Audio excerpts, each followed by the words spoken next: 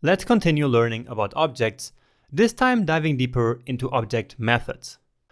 So we learned in the last lecture that an object can hold different types of data, right? So including arrays and even other objects. But we can also even attach functions to objects. And these functions are then called methods.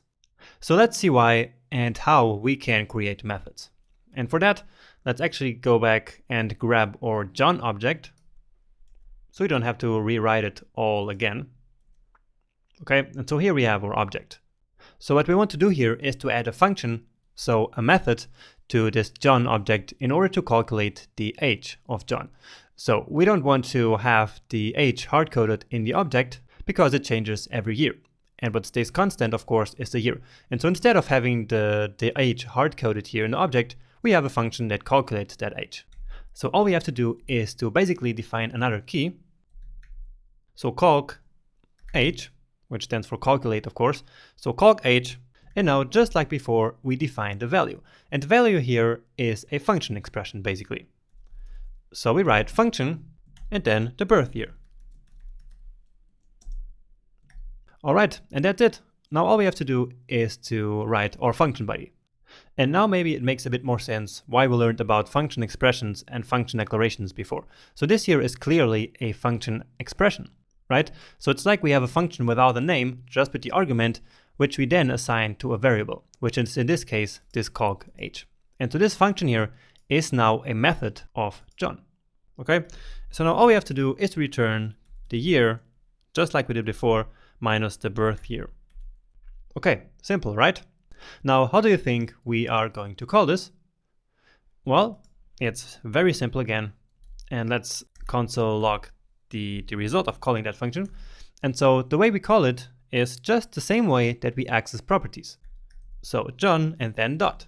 And instead of accessing one of the properties, we simply access calc age.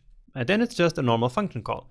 So calc age, and then we pass in the year. So 1990 in this example. And so now we will get the age, which is 28. Great. So that is the very basic functionality of methods. And remember that in the array lecture, I showed you methods for an array. And so that means that arrays are actually also objects, right? Because that's the only way that they can have methods, right? Because only objects have methods. So arrays have all these functions to change them, like push and pop, remember? We will dive deeper into why things work like this and how we can create this same functionality for our objects later in the course, okay? For now, we're just talking about the method basics. So just to learn how methods really work. Now, continuing with our John example here, I'm sure that you noticed that the year of birth of 1990, this one here that we passed in as an argument of the function, is actually already defined in the John object itself. Right? So it's already here, in fact. So what if instead of having to pass it into this function here again, we could access that property right from this method inside this object? Well, it turns out that we can. And that's because in every object, JavaScript gives us a special keyword called this. Okay, and so let's try that out. And so instead of having to pass in the birth year, which is already defined here, we can say this dot birth year. Okay, so this, what it means here in this context is John. So this means this object, the present, the current object, okay? And so when we call this method here, this dot birth year will mean John dot birth year, all right? So let's try that out again. And let's just change it here so that our output here is going to change. So let's put 92 here now. And if we reload, well, you see that he's now 26. And what that means is that this actually works. So we can access now this dot birthday because this again means simply the current object. So basically the object on which we have calc age. Okay, so that's great. But let's actually take it even one step further. So what if we actually wanted to store this result right into the John object? Well, we could do it like this. So we would first calculate the age. So just like this, and then we would say John.age equals the age, right? Or we could actually do it all in one line. So something like this. Okay, So we call john.cogAge, which will return the age, and then we set john.age to that result, right? So remember that we can set properties like this, just as we learned in the last lecture, right? But we actually can do even better. So if we can access a property in the current object like this here, well, then it means that we can also set it, right?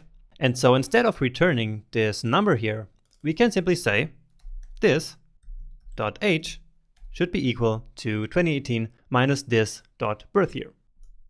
Okay, and so now all we have to do is to call this function, right? Then we can also log the entire object to the console just to see if the result is really there. And let's see, and indeed, here we have the age of 26, and so this worked.